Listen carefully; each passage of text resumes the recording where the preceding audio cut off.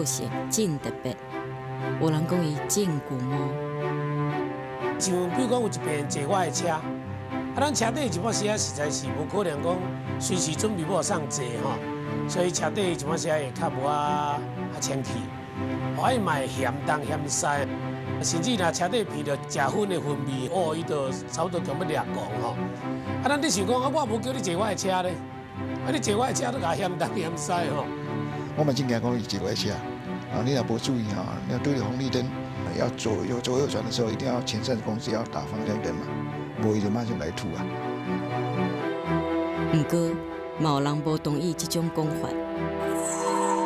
当然做工程的人拢会骂讲，管你啊，这个单调够旧毛，树都安尼种就好啊，伊就就够旧毛，安尼不做我做，就是讲，就单调人旧毛，其实，互恁解讲，若讲对树讲一个工程品质要求，这都旧毛，这是原则，这是细心。为着单定人到底是旧毛还是原则，宜兰人会当争论规半工。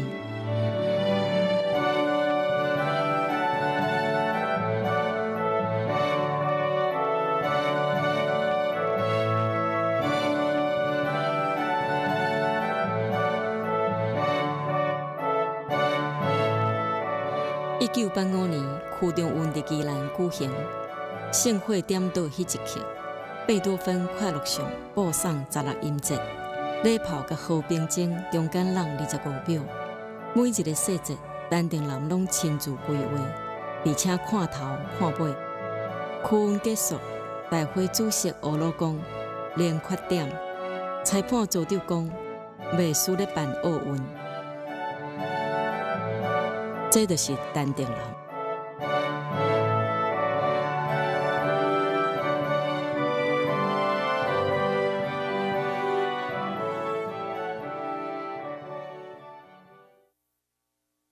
I have a dream that one day, this nation will rise up and live out the true meaning of its creed.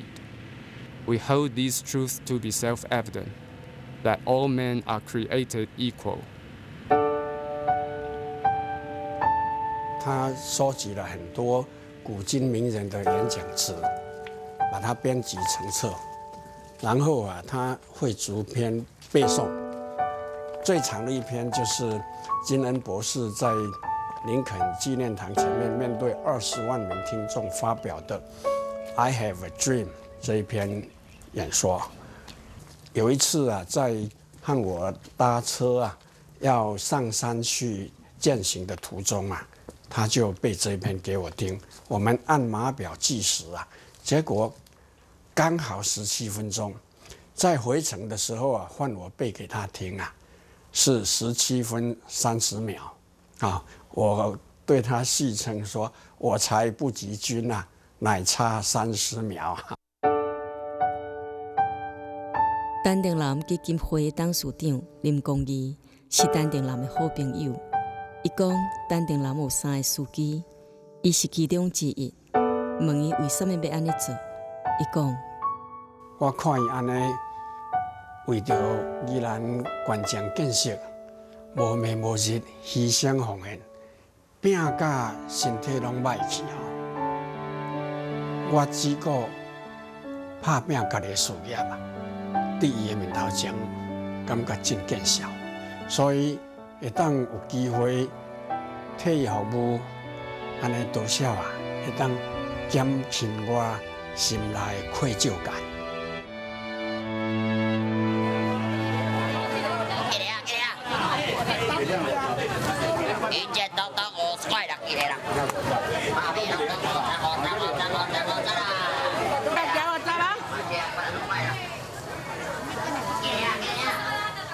每一个宜兰人拢用家己的方式来怀念单定人。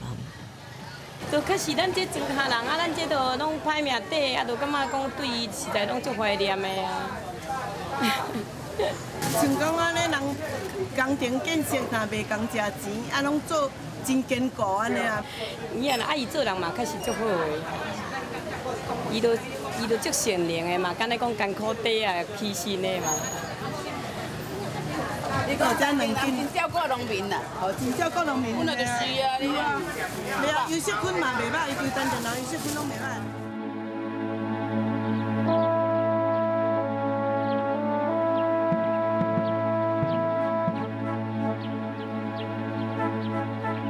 冷战完毕了，胜利忠属我。想想这是多么有趣！150天前，我哀求人家不要投票给我，而今天我却一个挨一个拜托。1964年6月初4，伫台大法律系读第3档的陈定人当选班代表，伊伫日记内底暗写：无定着，伫我未来的一生中，这是一个决定点。迄年陈定人21岁，伊的心内有政治的火种，慢慢啊倒起来。不过，大学毕业了后，陈定人并无亲像亲情朋友所料想的，参加律师特考，成做律师，行上政治之路。伊选择进入商场。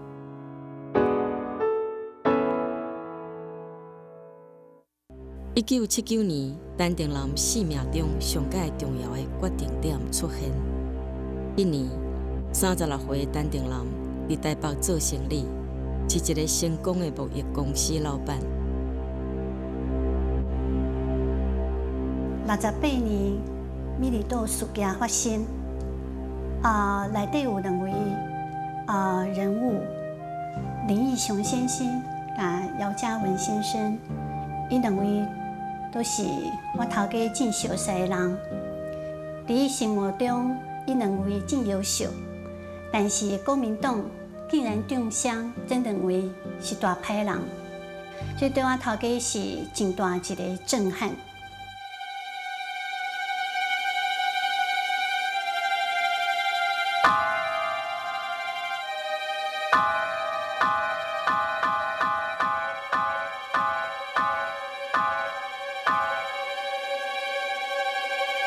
69年发生林家血案，这实在是震惊了全台湾。迄当阵，伊就伫讲，台湾即马发生遐个重大的代志，我较需要趁较侪钱，阁有啥物路用呢？所以伫迄当阵开始，伊就关心政治。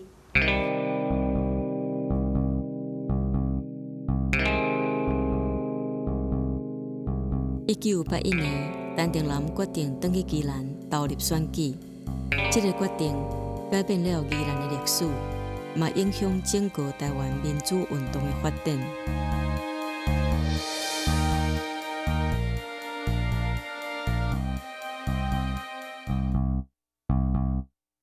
迄个时阵，国会是万年国会，所以政治的中心是伫台湾省议会。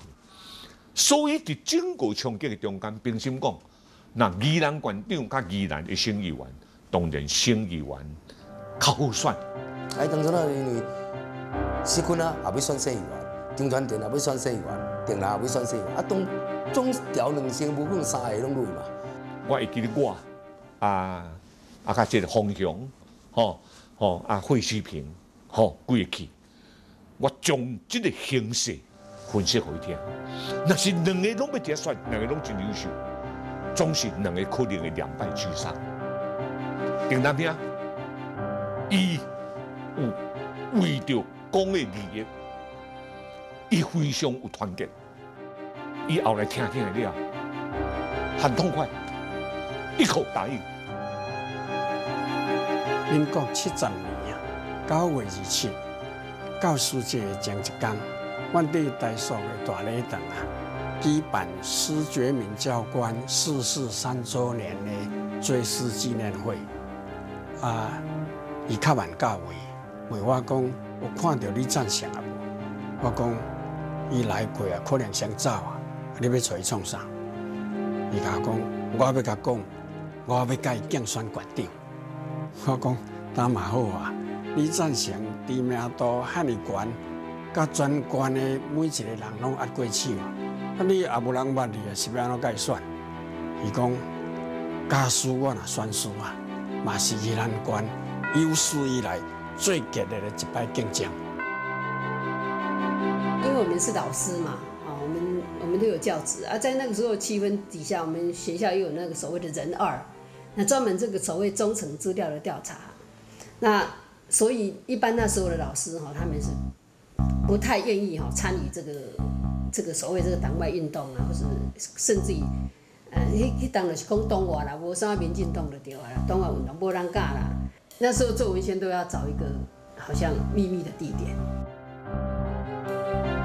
啊，有一天就是我们在徐有胜那边嘛，就碰到那个刘守成嘛。刘守成那时候很瘦，不像现在胖胖的，很瘦那样。他的招牌就是穿那个风衣，戴顶帽子哈。落雨天嘛，都戴那个雨帽，都压得低低的，看不到脸长什么样子，就压得低低。我们都是这样子打扮的。然后我们朱老师就说：“那幸会贵姓？”刘守成说：“免讲，就是说大家不要通报姓名啊。”大家知影倒，免讲。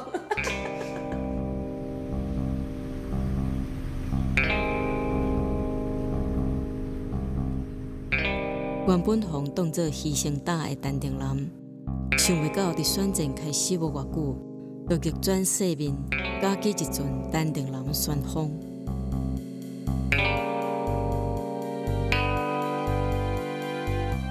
迄阵甲李赞成选大家拢毋捌的嘛，就李赞成人较弱，敢若以人身攻击就甲攻击讲这细汉。敢你讲攻击人才，这细汉有一定了嘛 A 嘛一了囝但这边做馆长坐落嘛话人未叮当，馆长人遮济嘛选一个，敢若意思讲要做嘛较大汉的，安尼呢伊反应有够紧，你知影伊安怎甲讲哩啦？伊讲人毋是落甲毋落的关系，国父甲我嘛差不多变大汉咱国父倒啦，主要么就创立民国伊无承认咧，国父就对啦。无你谁来骂国父？因国父嘛甲变大汉啦，迄阵大家听一个，我拍安尼讲，这反应确实紧。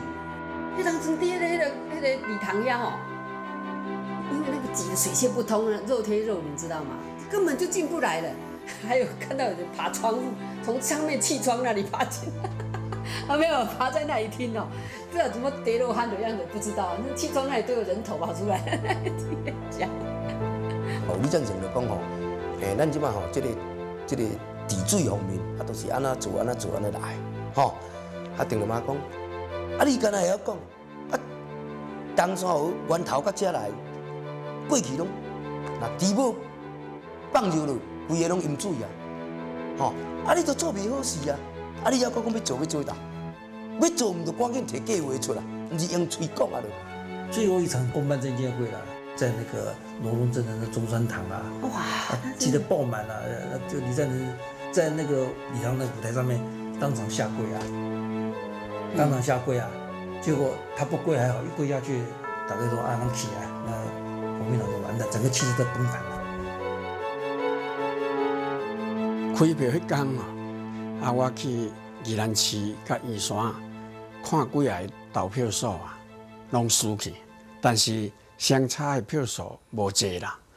大家就讲，咱过来罗东看卖者结果到南洋大桥的时大雾迷蒙，哪有人间卡蒙卡这么高路拢无看。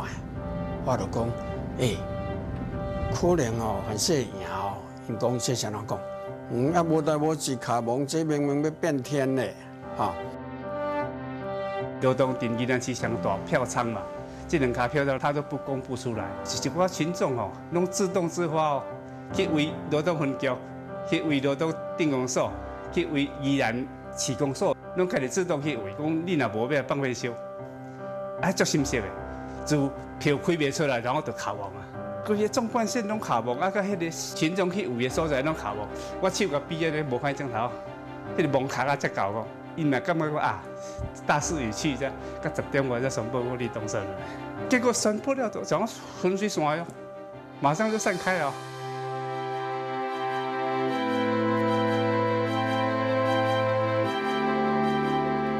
回到罗东的时就去放炮大赢，8200几票。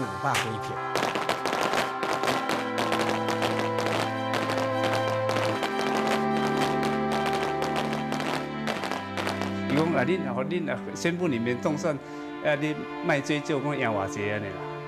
其实阮家己统计是赢2万几票，宣布说赢8000几个人。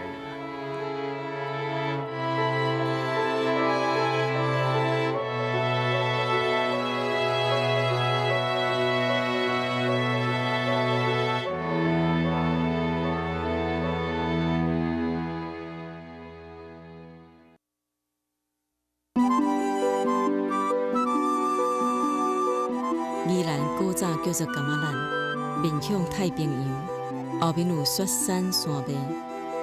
特殊的地理环境创造出宜兰人特殊的性格。在台湾政治黑暗的年代，宜兰不时勃发出民主的火光。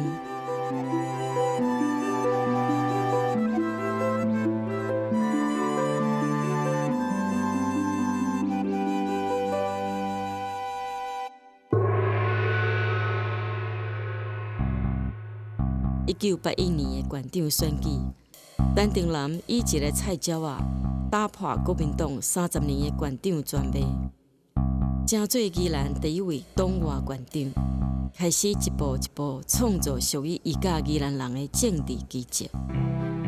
陈定南巨魔的精神开始发光。过去的对全国公务人员大家拢有一个刻板的印象。就是讲啊，薪水较悬的啦，厝较近的啦，工作较轻松的啦，所以对公务人员的印象，大家拢真无好，就讲，敢若讲有一句话讲，你着莫嫌我办单，我嘛莫嫌你钱少啦。我认为讲这是对公务人员真大的这个侮辱嘛，所以伊来就是要重振公务人员这个尊严和形象起来啊。伊当选了后啊。首先所做的改革是，这个整顿腐败的政治文化，伊禁止收红包，禁止人情官刷。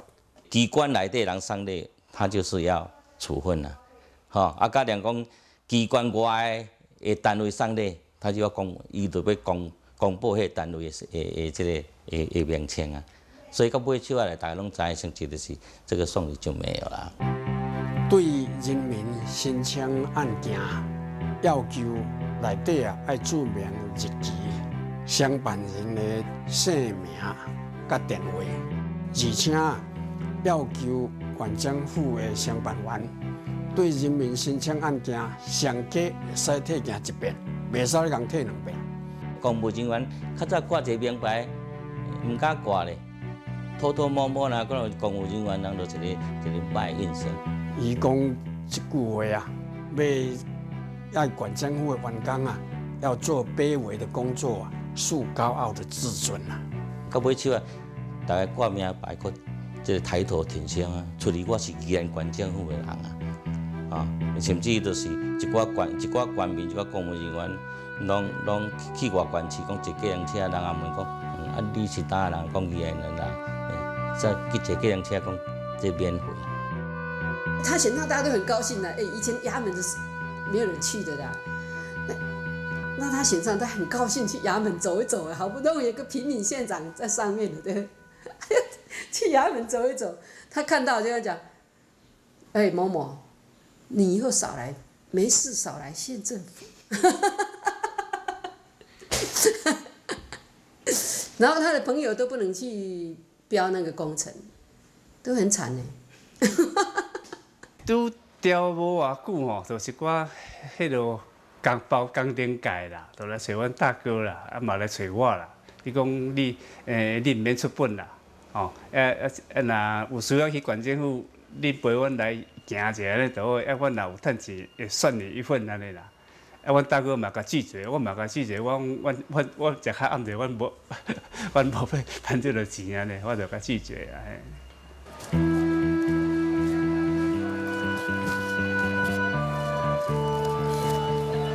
1982年，陈定南就任无偌久，听讲中盘商甲果菜市场交结，历史着宜兰长阿龙无法度得到合理的利润，伊就带领相关人员。去台北掠菜汤，咱讲菜汤，陈定南县长意思是讲做恁拢用泉袂死，我来去掠大母的，你听袂啊？摆落地来。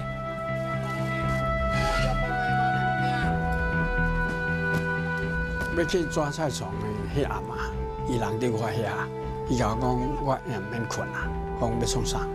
讲我小等的啊，12点就要出发啦，去台北掠菜头。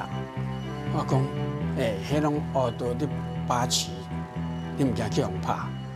讲袂啦，县市长因哪有遐好胆敢甲我卡？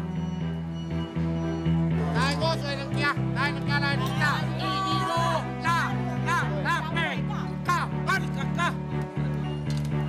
这个开始画的是，譬如讲1斤画40块，啊，这个开始尔，迄个乌道的卡就较大一点啊。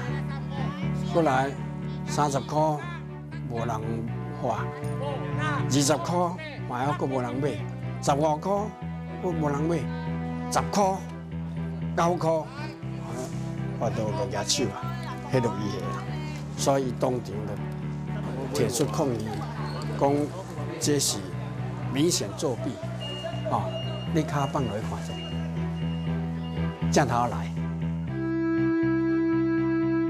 所以讲，人做一个县长，有迄个魄力，有迄个辛苦，在暗时2点要起来国菜公司，自议员官都无人有的，就是嘛是古邓定南的尔，对，邓县长呢。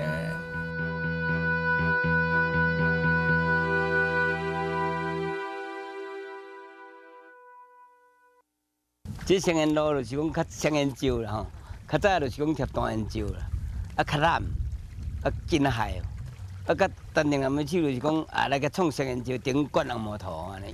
这个石吼，就是较早陈定南做县长的时贴的创的，伊设计的哦。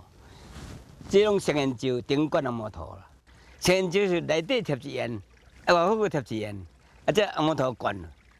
管呢，为了管呢，条笑啊，管啊，贴啊，再搁管安尼起来，安尼起来路就袂放的，袂害。所以伊家己喏，花严种伊工程哦，100年以后伊嘛袂害的安尼啦。啊，较早毋是，袂严死就害啊咧。陈定南的事情真紧造成轰动。80年代，宜兰人有一句共同的语言，那就是陈定南真有原则。爱是。要求品质吼，拢真严格啦。有当时啊，炸着迄个柴啊，讲推啊，有当时啊，去甲路，就讲这几公分啊，就去甲你讲，去甲迄落。若无是冲来冲做就对。一寡做工程界，我捌听你讲，伊讲哦，若看到定南迄甲迄个牌啊搬出来安尼吼，因就拢提心吊胆，做伊工程就打一个要去丢啊，所以迄甲搬出人就惊。陈县长的故事。真紧伫宜兰的大街小巷流传。东港桥要做高架桥的当中啊，面对定南的反弹性大，就是因为高架桥做落两边迄个做生意的，伊高架桥顶悬，啊伊伫下边，迄阵定南落去看迄个施工安尼吼，迄当中啊电视嘛拢有出啦，啊遐个人嘛对定南足无原谅，啊规个讲起来。甚至批过迄个界，啊！但是啊，若会遐准，甲迄个界发现讲批底啦，拢穿甲拢无批，看偌欠。这天桥就是伊做的，哦，做这天桥红油甲伊拢洗，批下煞红油甲拢无的，你知影？这天桥啊，东港桥这样子。哎，这天桥，红油甲伊拢洗啊，洗爽红油啊，好了啊，批下嘛，红油甲大家好了啊。这也无好笑，这大家嘛知啊。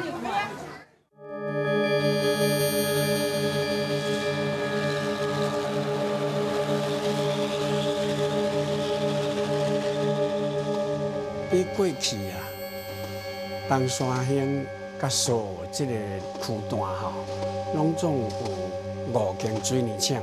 迄个时代啊，拢无做任何防治污染的设备啦，所以。咱也伫遐经过，感觉讲蒙烟散雾安尼吼，我骑机车伫遐过，就家族嘛你逃命咧，哈啊！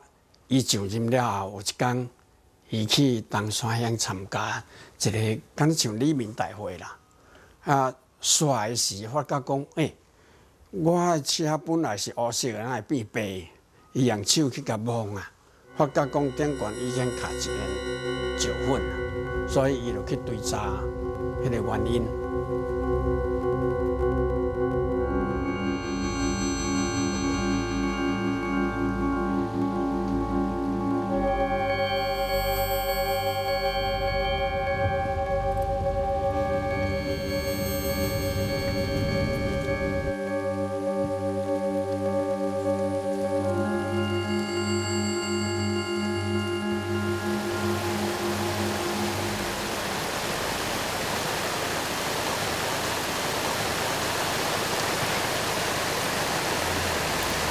因为最像是重污染的，尤其是空污所以为着要逼伊来去改善创24小时去检测，可以迄个罚单可以连续罚，迄一届罚6万的。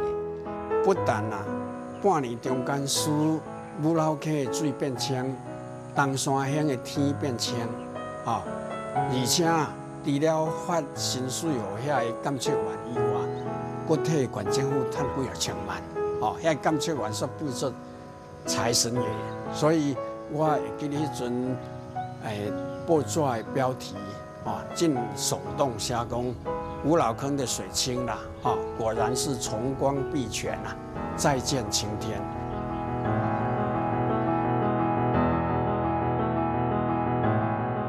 完美主义为陈定南带来巨魔的名号。陈定南巨魔的精神无所不在，巨魔的故事名满天下。有一年就是教师节的礼品送康宁锅，结果陈定南就调了样品来了，他就拿那个秤去称这个重量，然后就好了，就通过说来交货。交货验收的时候，他要把验收的那个康宁锅拿来再称一遍，就发现重量不对，就退货，所以那年再补重新再补过这个康宁锅来验收才通过，但是教师节已经过了。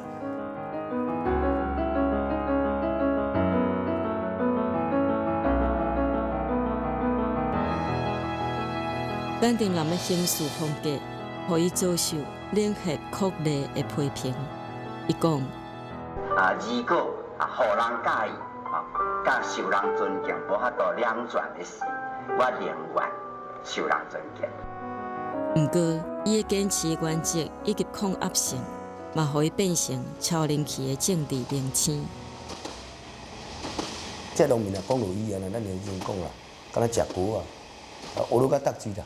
伊若安尼较早安尼，定来要来，假设讲要来遮演讲，也是讲要来遮看工程，有当时像阮遮永定庙这活动中，定来来看。大家拢即我的，指头帮拢即我的。迄阵轰动到地，你讲，大家拢知影票，毋管你选2/3以上，像阵啊，当时落阮咧开票厂，拢免运动无法度分安尼。拢免讲过，去分档人就讲这单定爱选就爱选，迄个第2摆我去分档就真好分啊，大家就真欢喜啊咧，拢袂人教咩啊。1981年以8000票险胜对手的陈定南，1985年以8万票，近70%的得票率，打败国民党的对手林建营，创下台湾地方自治史的纪录。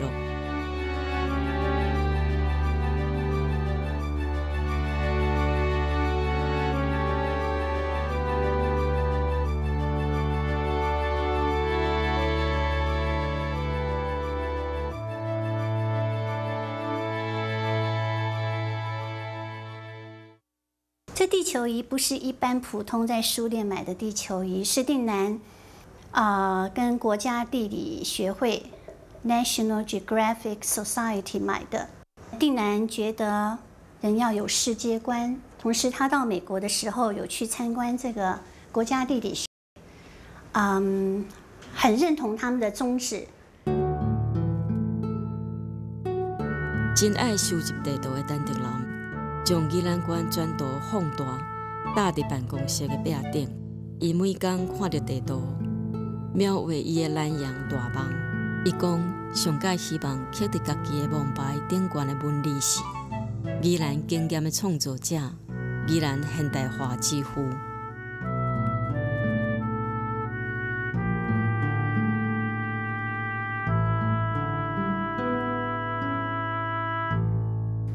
这顶头我即摆甲摕起来，还要个写体育馆修改工程，这嘛较早嘛伊写，伊弄一个配图去甲现场现翕，伫顶头嘛会现写起来，写起来了伊会透过司机吼，第二天就交互阮，爱去做改善吼。这所在有积水，吼，伊就甲遮就写一个讲做酒野吼，水有导管，有淹水的迄个情形吼，这个像这个要看，就讲要伫看台边仔，伊感觉爱水龙台后壁爱加椅仔互坐吼，这伊拢伫顶头标示出来。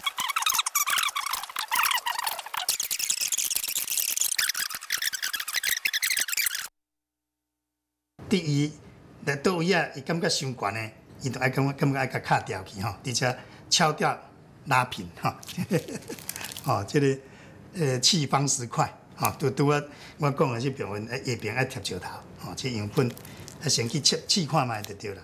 我印象内底，我捌去摕样本吼，伊伫病院住院，我还去摕样本去病院看，看讲安尼好啊无？以罗东运动公园来讲，当时大概花了100万的规划费，但是前后就简报了7次。因为伊做馆长嘛，所以迄个日时上班时间拢会诚无用，拢。咱迄个无法度去做较长时间的讨论，所以阮过去若伫遮济案的设计讨论吼，拢是摆暗时。那每一次可能都是这个3、4个小时到一整天都有，然后从有时候都开到晚上11、12点。我会记哩嘛捌一摆是伫12月24，一直讨论到天光啊！哇！大家讲哦，今日是圣诞节，结果是第2天已经是天光啊。日本人大家都知道，他们对于那个品质的要求很高嘛。后来对那个陈县长都不得不赞佩说，你们台湾人比我们日本人要求的更高。80年代。由陈定南所带领的管护团队，伫宜兰县展开一场轰轰烈烈的现代化运动。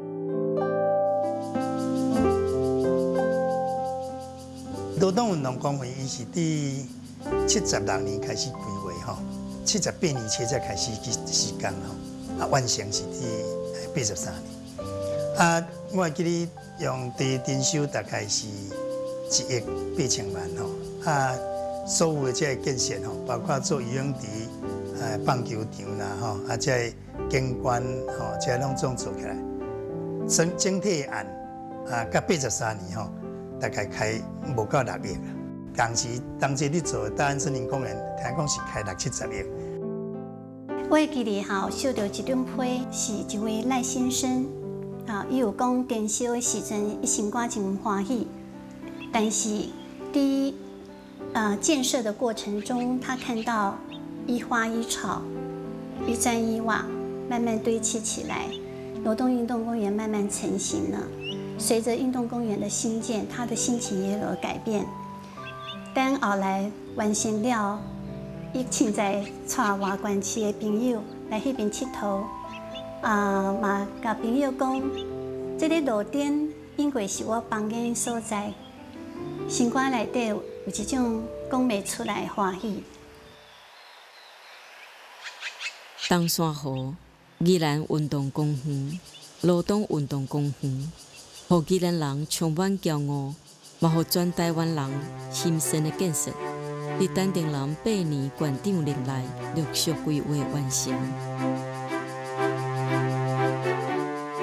我们会觉得说，有人认为说，它很龟毛，可是它事实上，如果你真正了解你会知道它还有很大气的部分，破化宏辉的部分哈。那事实上这20几年来哈，很多接任的这些县长，也都是一直在做他规划的案子，到现在还没做完啊。事实上，真的还没做完呢。曾经用17分钟画完金温朴素的“我有一个梦”的丹顶楼，用8年的时间，将伊的梦想刻伫南洋边缘的土地上。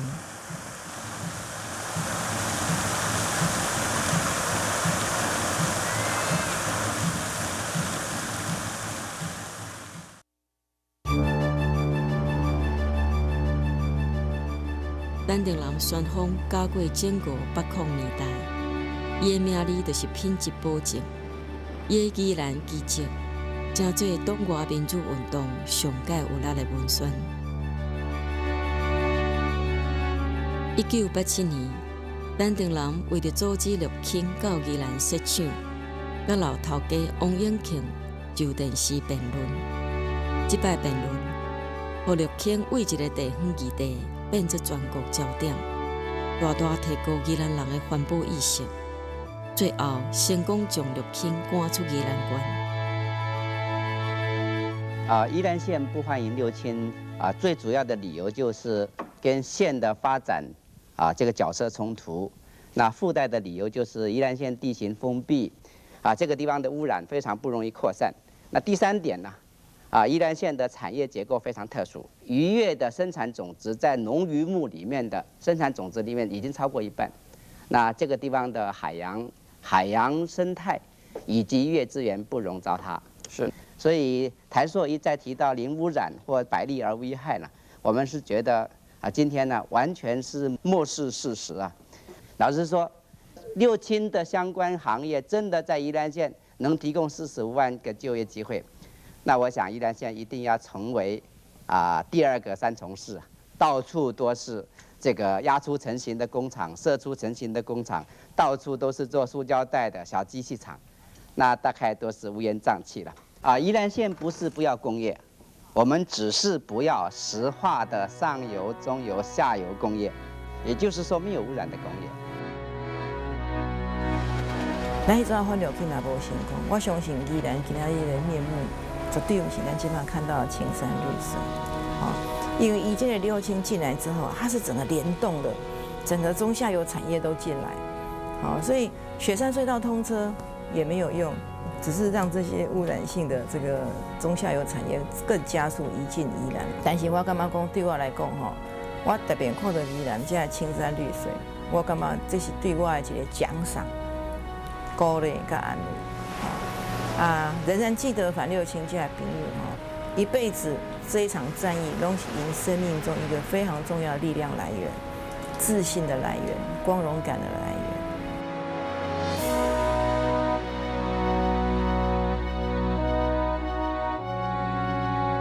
源。1988年，丹顶林下令裁撤学校邻里室甲安慰秘书，销毁中诚资料。原来戏园唔免放国歌影片。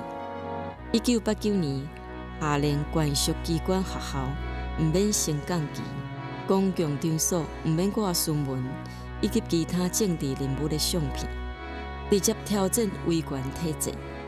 宜兰县正做改严后，上届大选行出白色恐怖的管市。其实讲宜兰本来是一个真偏僻的所在啦，这人准讲做兵的人拢当作叛来了来故意的讲我做安尼，嘛唔敢讲这像去彰显自己的身份，当低调，自从伊做官僚以后，宜兰人行出拢，若讲咱是宜兰人，大家拢彼此大不往来嘛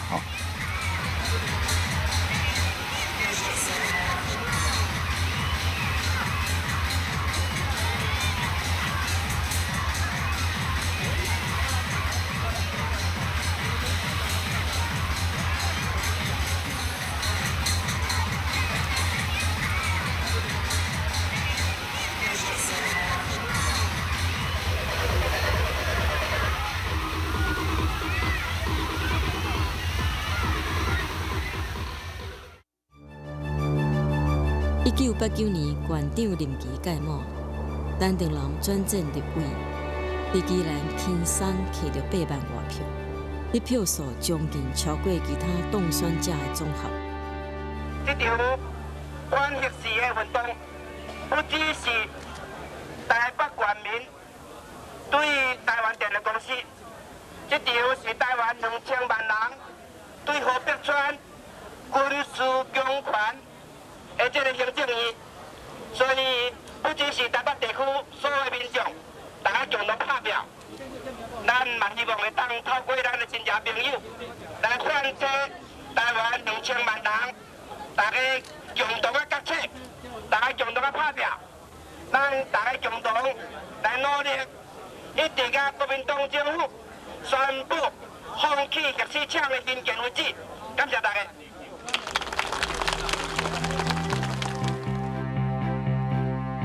我觉得委员跟其他委员最大的不同是，他不会花时间在交际应酬，他也不会跟其他的委员或者游说团体或者这些行政单位就花时间在那边勾来勾去的。他在立法院是一只孤鸟，因为他不属于任何一个派系。那他也一向比较走自己的路，所以会比较寂寞一点，这是我的感觉。虽然被民进党人才济的立法院，陈定南不再是闪光灯唯一的焦点，陈定南的努力也是真受肯定。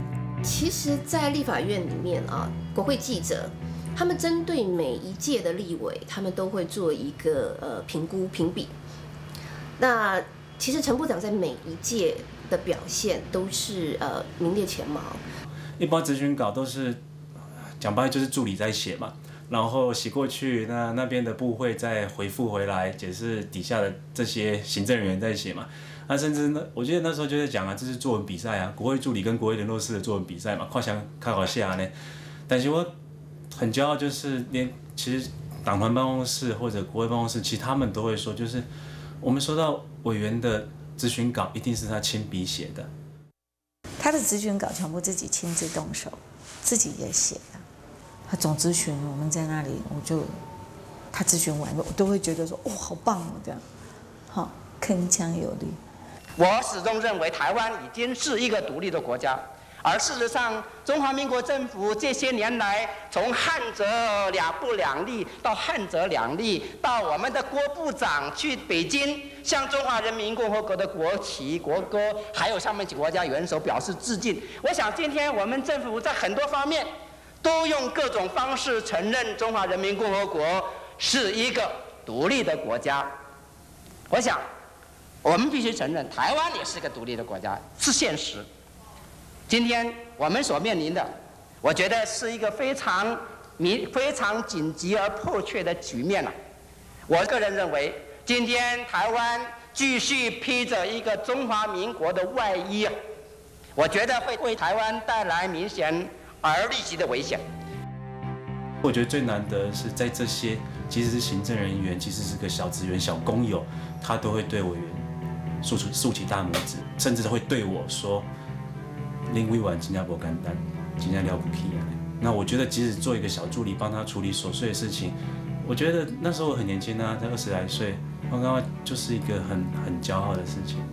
那我最记得有一次就是，我好像应该到总务部，还是到哪一个管理单位去，然后呢，这个职员还在讲电话，然后不太理我的样子，然后他讲了一下，他大概觉得我等得太久了，然后他就问我一句，你是哪一个办公室的？我就说，哦，我是陈定南委员，我就跳起来了，哦，我等一下再跟你讲，把电话挂掉。他说：“哦，委员有什么交代？”所以你可以想象，就是说，其实真的大家都很在意他在想什么，或者他要讲什么。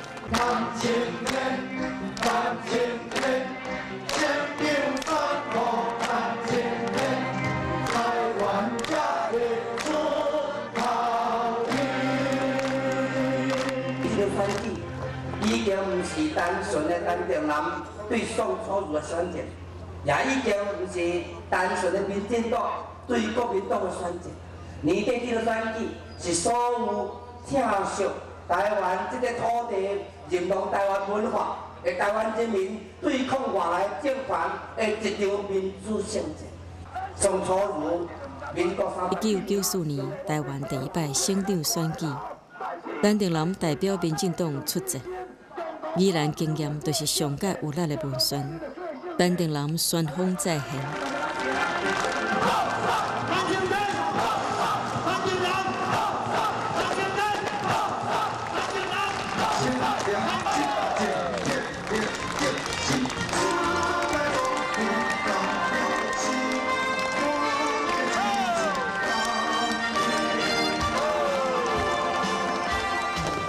国民党说，民进党执掌省政之后，中国一定会武力犯台。各位乡亲，各位父老，省长的选举、市长的选举，只是关系到地方的建设，只是关系到省政的改革。今天台湾的国家前途安不安全，台湾的社会安不安定，这个都是掌握在国民党的中央政府的手里。国民党掌控了国家的军队，掌控了国防大权。国民党掌控了外交大权，国民党掌握了全国的警察，国民党掌握了全国的情治单位。今天国家的安全、社会的安定是国民党的责任。省长有民进党的人当，市长有民进党的人当，会跟台湾的国家前途有什么关系？跟台湾的社会安定有什么关系呢？老实说，今天我们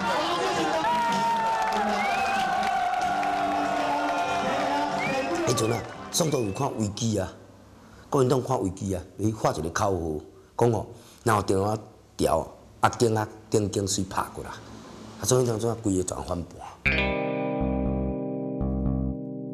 宜兰经验也是不得不面的谣言攻势，最后陈定南以100多万票之差来落选。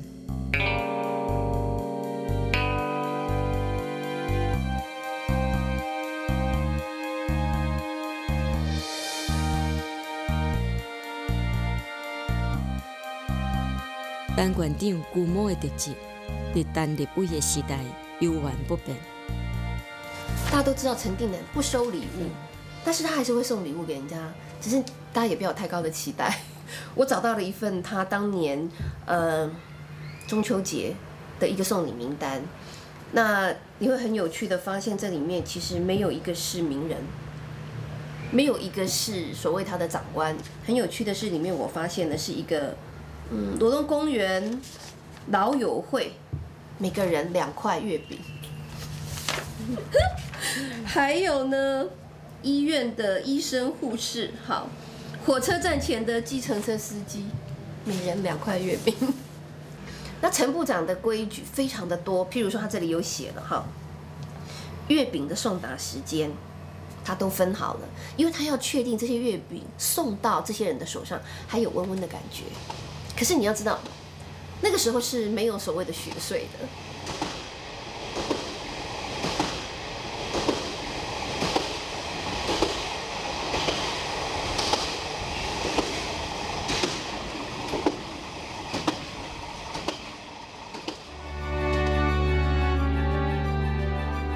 即将接任阁揆的唐飞部长，今天上午正式邀请本人出任新政府法务部长。本人当场进表受命。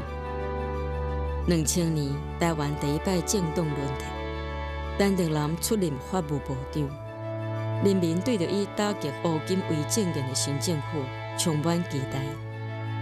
陈定南嘛信心满满来迎接挑战。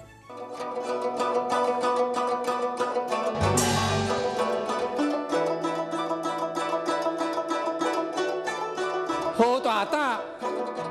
替人买票，你走无路，你好大的狗胆！哎呦，这个来俩加油！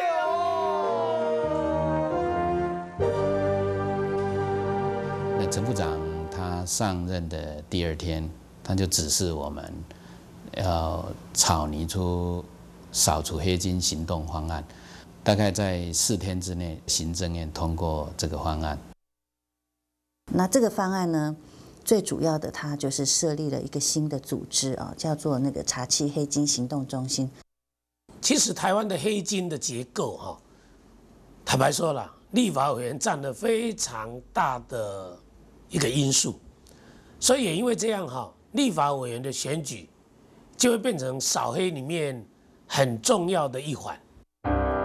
在民国90年的那一次的那个立法委员的选举的查贿选，那他非常强势的啊，就是说亲自带领我们检警调的首长哈，就是全国这样子跑了好几轮，而且要求行政院一定要让这个警察首长就是负连带责任。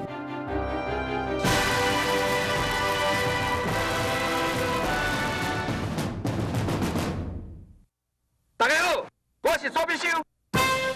送水是我的职业，抓贿选是我的专业。我赚的不是水，是抓鬼，抓一个赚一个，互你做免入，搁挂落来，原顶500万哦。你为1000万，赚偌济不要紧，贿选无抓，台湾政治袂好，免惊，后人无打。你贿选，我会打电话0800024099。第90年12月7日的立委选举哈，宣刷了后在选前的一天，选举活动结束，第一个伦敦的《金融时报》他就讲说，这是历年来台湾最干净的一次选举。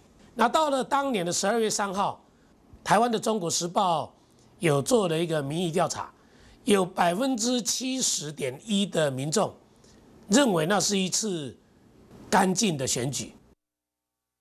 那陈部长他认为应该要充分尊重检察官的职权，简单讲就是他放手让检察官去发挥他们法定的职权，去侦办所有的案子。那怎么样可以让检察官真的放手一搏啊？去查缉这一些政商名流，那就一定是要上级的行政干预啊，要缩到最小或甚至零嘛。那陈定南的确自己实践了这个原则，好，他对于检察系统、检察官的办案，他可以说是零干预。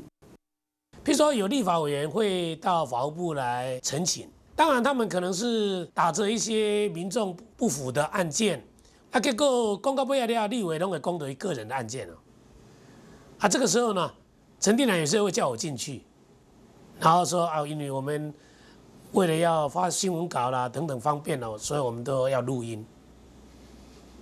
当一说要录音这个立法委员大概就点起，不敢说。那还有一次去参加调查局的一个调查班的开训典礼了。那结束之后呢，回来我跟陈部长坐在座车里面，刚好接到一个跟陈定南蛮熟的官员了也打电话进来。那从电话里头，我可以约略听出来对方已经要谈到他个人涉及的案子。陈定南马上说拍摄我不挂电话，他就把电话挂断。那陈部长也常常讲，就是说所有的压力到我这里为止，好，所以我们相信他不是完全没有政治压力。他应该也有来自政党或者是其他的政治部门的一些压力，但是我想他是帮我们筑起了一道防火墙，让我们的检察官真的可以放手去侦查那这当然也使得就是说检察权一夕之间好像像是出闸的猛虎这样子外界会认为说，你是不是检察议题有问题，失控了？检方无惊半行。中西拢入去政治的敏感地带，引起社会对检察官人权的质疑，媒体批评亲像排山倒海溢过来。因为检察官已经陆续搜索了这么多敏感的地方，导致社会哗然，然后立法院立委提案要修法，要拿走检察官的搜索权。然后媒体也大肆反扑嘛，因为你去搜了媒体，这个侵犯到了这个就是说言论自由的红线等等那法务部压力很大，所以陈部长当时就觉得有需要做检察首长人事的调整。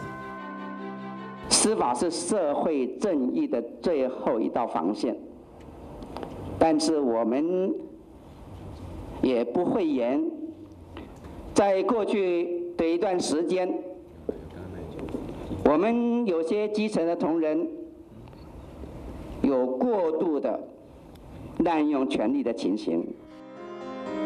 2001年4月18日，陈定南无预警发布检察首长人事调整，检察体系强烈反弹，互检改会称作9月版台湾大屠杀。对检察官的形象，对检察官司法的中立性跟独立性伤害非常的大。在第2次的检察长交接的时候，还有讲一句咱讲的经典名言呐，伊讲所有检察官手上握有的是一支尚方宝剑，但是一定要遵守程序正义，否则这一支尚方宝剑会沦为体制暴力。当时检改会的检察官们对他是很不满啊，因为这一次的调整，有一些检察官认为他应该是受到政治力的干预啊。外界或许认为说会不会是有外力介入啦？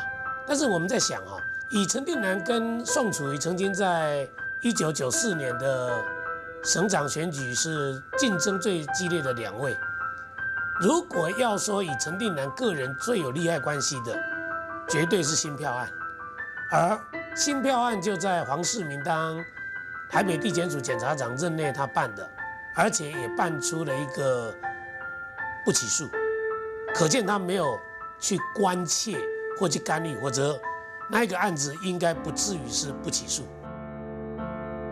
2001年，检察官人事大调动，陈定南甲检察官渐渐愈行愈远。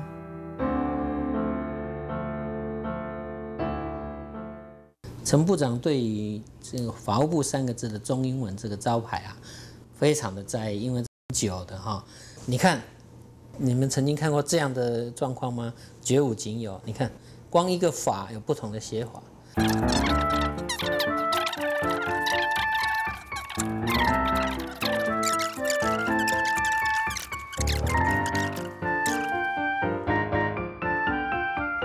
好，一般人总会说这个为什么法务部这3个字花那么多时间来建制呢？这也可以看出来陈部长他追求完美的那一面。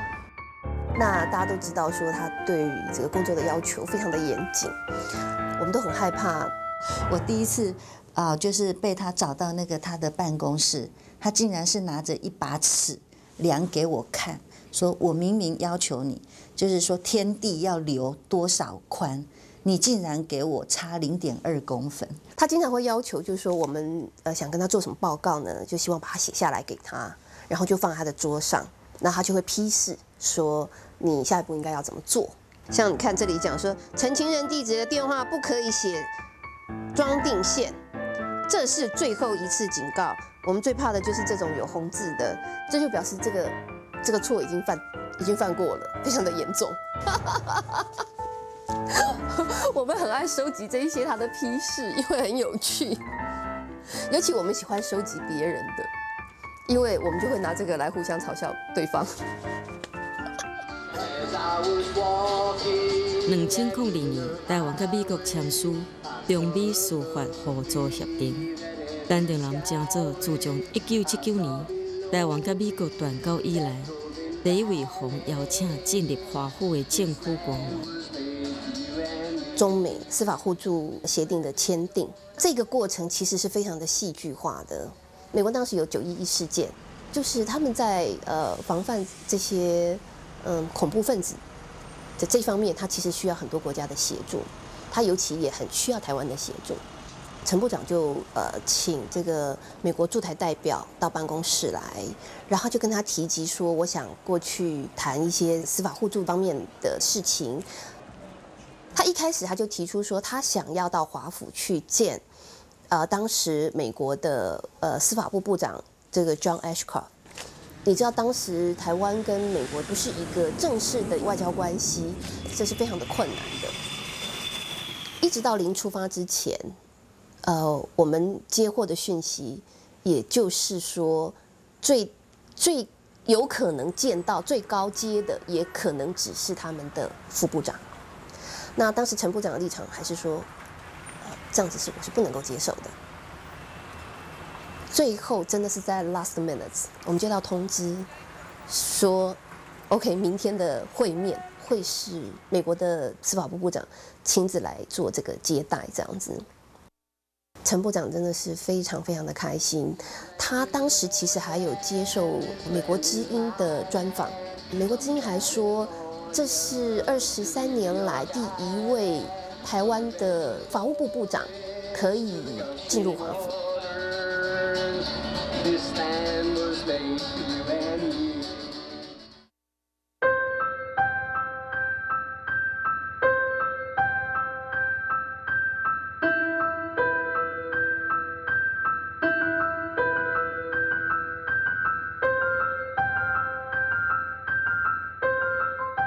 法务部长这个政治职位是现在的政府给的，那他是会有冲突的。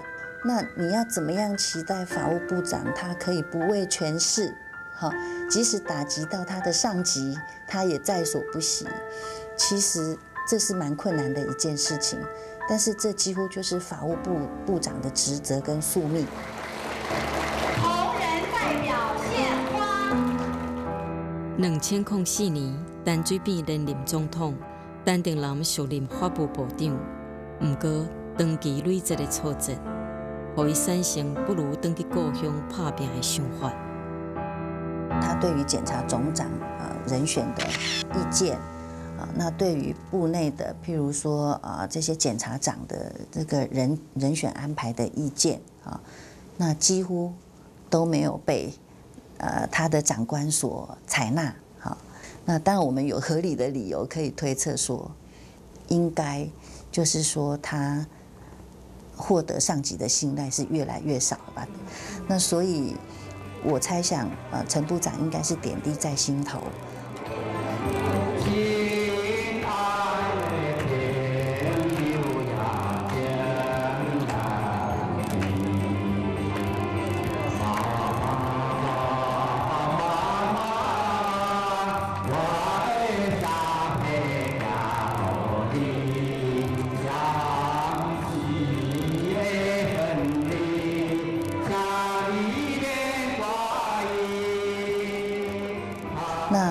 最关键的事情应该是在2004年，就是那一次立委的那个选举的查贿选，所以我的了解是他在他的政党里面遭到很严厉的攻击，让他非常的挫折。即使同一个政党的人，当他在选举失利的时候，以毛可良把账算在负责查贿选的检调的上面，检调的法务部部长还可以概括承受。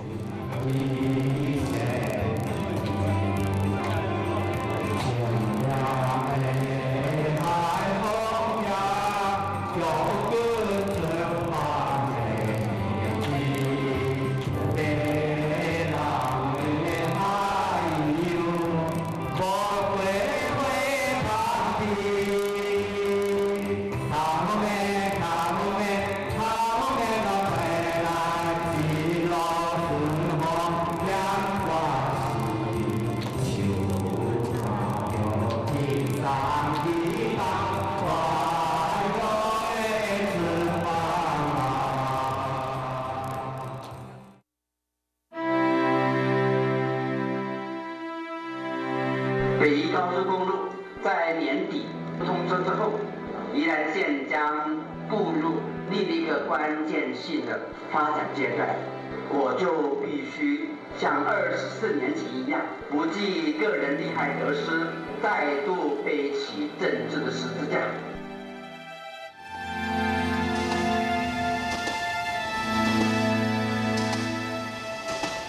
2005年，陈定南辞掉法务部长，登去宜兰，搁一摆投入县长选择。这摆，陈定南第一摆伫故乡吃到失败的滋味。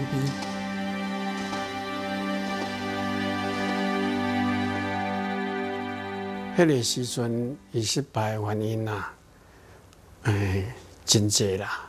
第一就是迄阵赵建明的代志啊，大家伫皮仔饼甲皮仔饼政府吼，使民进党的声望啊受到真大的损害啦。第15届县长选举的果经出来，咱无成功，简单讲，咱落选。我感觉失败就是党内无团结，党内的人认为讲啊，你做部长会倒来甲阮占这个位，啊，你着做4年，我有你占4年；你若做8年，我有你占8年。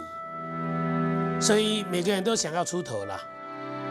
啊，地上12万分的保险30万。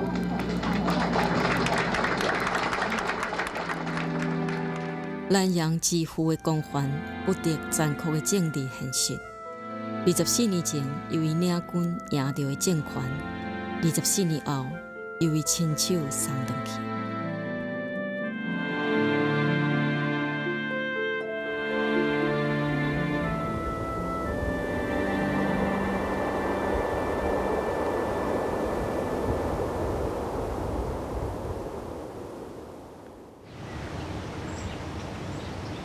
我觉得他作为一个宜兰县的县民，他是这个宜兰县的骄傲哈。他作为一个宜兰县的县长，是宜兰县民的骄傲啦哈。然后他为宜兰县立下的这些典范哈，他其实影响了也不止说党外这些人或者民进党这些人。其实我们发现说，宜兰县的是包括国民党，我们宜兰县各级民意代表什么，我都觉得还很好非常不错我风评都很好，起码是不会乱七八糟乱搞的。我想这个整个这个风气就是君子之德风，小人之德草风动草偃带起一股那种这种核心价值，这个宜兰县这从政的这种核心价值，那种无形中就是民众对政治人物变成有这样的期待。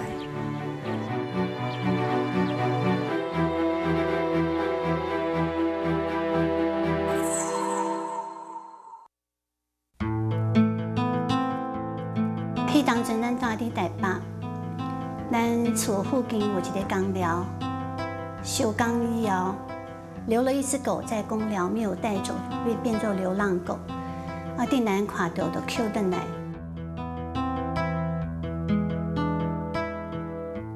去当阵咱也未生囡仔，伊就笑甲像笑囡仔同款，安尼抱洗身书，看电视嘛，放到迄个膝盖上面，像小孩一样笑喵喵。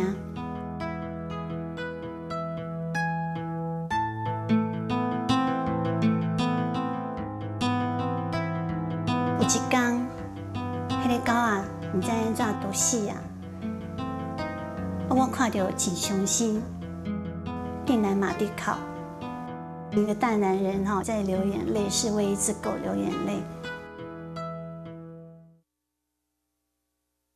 早安，死神。昨天6月8号星期四傍晚，我哭得稀里哗啦，泪腺似乎停不住。我哭，不是想到自己的病况，更不是畏惧死亡，而是喜极而泣，因为小儿子也很顺利与哥哥进入同一所大学，主修生命科学。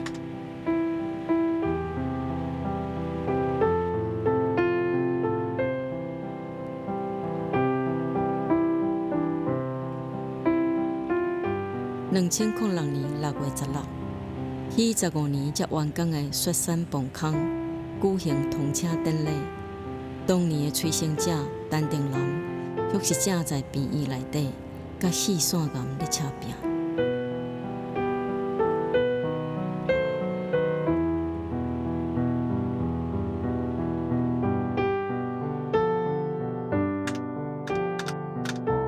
早安，死神。真紧过过10天啊！你无风没雨。面对着死神，陈定南无半点惊吓，伊颠倒教说部落格，甲死神滚耍笑。当时也有完不改伊舅母的本色。人细汉囝早转来海外朋友所送的一本册，甲一张卡片，册名是《An Unfinished Life》。Like the sun that gets brighter after it rises at dawn, may you feel a little stronger every day. Kiss me goodbye, angel of death.